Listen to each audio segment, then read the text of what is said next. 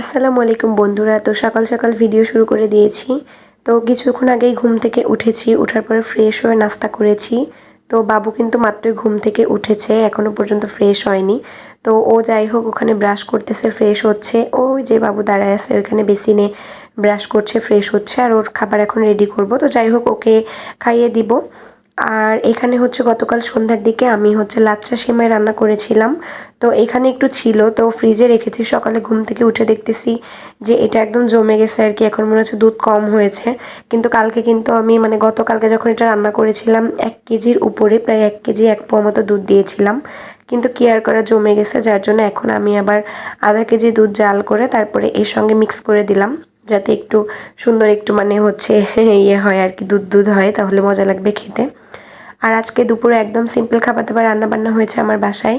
কারণ দেখা যাচ্ছে এক এক দিন এক এক রকম খাবার খেতে ভালো লাগে। তো আজকে রান্না করছি লইট্টা শুটকি ভুনা। আর এখানে হচ্ছে মূলা দিয়ে পুঁটি মাছ, যেটা ছোট পুঁটি মাছ, মূলা দিয়ে পুঁটি মাছ দিয়ে একটা চচ্চড়ি, আর হচ্ছে লইট্টা শুটকি একদম ভুনা ভুনা ভুনা করে রান্না করা হচ্ছে আর কি। তো এখানে আমি শুটকিটাকে অনেকগুলা অনেক বেশি পরিমাণে হচ্ছে, দেখা যাচ্ছে ধরেন 1 কাপ পরিমাণ এখানে হচ্ছে আমি রসুন নিয়েছি। আর কিউব করে পেঁয়াজ আর হচ্ছে শুকনো মরিচ দিয়ে শুটকিটাকে সুন্দর করে একটু ভেজে নিচ্ছি আর কি। তারপর আমি এটা মশলা দিয়ে কষিয়ে কষিয়ে রান্না করব। আর এখানে তো দেখালাম আমি রান্নাঘরের কী অবস্থা। এই যে আমি কিন্তু ভেজে নিয়েছি এটাকে, এখানে এই শুটকিটাকে সুন্দর করে ভেজে নিয়েছি। বেসিনে থালা বাসন জড়ো হয়ে আছে, ওইগুলো পরিষ্কার করতে হবে।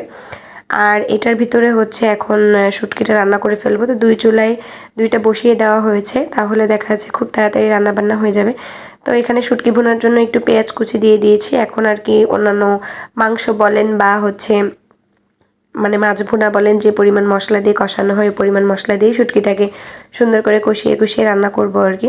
শুটকি যত কষিয়ে রান্না করা হয় তত কিন্তু মজা হয়। আমার কাছে মনে হয় শুটকি মাছ যত কষিয়ে কষিয়ে পানি কম অ্যাড করে যত কষিয়ে কষিয়ে রান্না করা হয় ততই কিন্তু মজা হয়। তো এখানে পেঁয়াজটা একটু ভেজে নিয়ে আদা বাটা, রসুন বাটা, জিরা বাটা দিয়ে দিচ্ছি। তারপরে হলুদ, মরিচের গুঁড়া, লবণ, এগুলো সব কিছু দিয়ে একটু পানি দিয়ে কষিয়ে তারপরে আমি যে শুটকিটা ভেজে রেখেছিলাম ওইটা দিয়ে দিব এখানে আর কি। আর ওইখানেও মূলার জন্য মশলা কষানো হয়েছে, মূলা দিয়ে পুঁটি মাছ দিয়ে রান্না করা হবে। তো মূলার তরকারিটা আমার খুব একটা পছন্দ না, তারপরেও দেখা যাচ্ছে যে মাঝে মাঝে করতে হয় আর কি। আমার হাজব্যান্ড ওর নাকি মনে হয়েছে যে আজকে মূলা খাবে, যার জন্য ওইটা ও রান্না করতেছে আর কি। মূলার তরকারিটা ও রান্না করছে। আর ওইটা হচ্ছে এখানে একটু আমি শুটকিতে একটু কাঁচা কাঁচা ঝাল দিয়ে দিলাম, কাঁচা মরিচ, যাতে হচ্ছে এর ফ্লেভারটা আসে আর কি। একটু ভেঙে ভেঙে দিয়েছি আর কি, পরে একটু খুন্তি দিয়ে একটু ভেঙে ভেঙে দিয়েছি, যাতে হচ্ছে সুন্দর এই স্মেলটা পুরো শুটকির মধ্যে থাকে। আর আমি কিন্তু মশলাটাকে অনেক সুন্দর করে কষিয়ে নিয়েছি। আর মূলা দিয়ে পুঁটি মাছ দিয়ে আমি একদমই লাইক করি না, একেবারেই পছন্দ না আমার। মূলার কোনো কিছুই আমার ভালো লাগে না। তারপরেও সিজনাল যেহেতু সবজি, সিজনাল ভেজিটেবল, তো একদিন তো খেতে হবে। তো যার জন্য আজকে একটু খেয়েছিলাম আর কি। তো যাই হোক ওইটার ভিতরে মশলা কষিয়ে মূলা দেওয়া হবে। আর এখানে আমার মনে হয়েছে একটু তেল কম হয়েছে আর কি, তো যার জন্য একটু তেল দেওয়া হয়েছে। আর এই যে এখানে কিন্তু মূলাটা সুন্দর করে কষিয়ে নিচ্ছে। মূলাটা কিন্তু খেতে খারাপ হয়নি, ভালোই হয়েছে। তারপরেও যেহেতু আমি পছন্দ করি না, তো ওইভাবে খাওয়া হয়নি আর কি। তো ভিডিওটি কেমন লাগলো অবশ্যই কমেন্টস করে জানাবেন।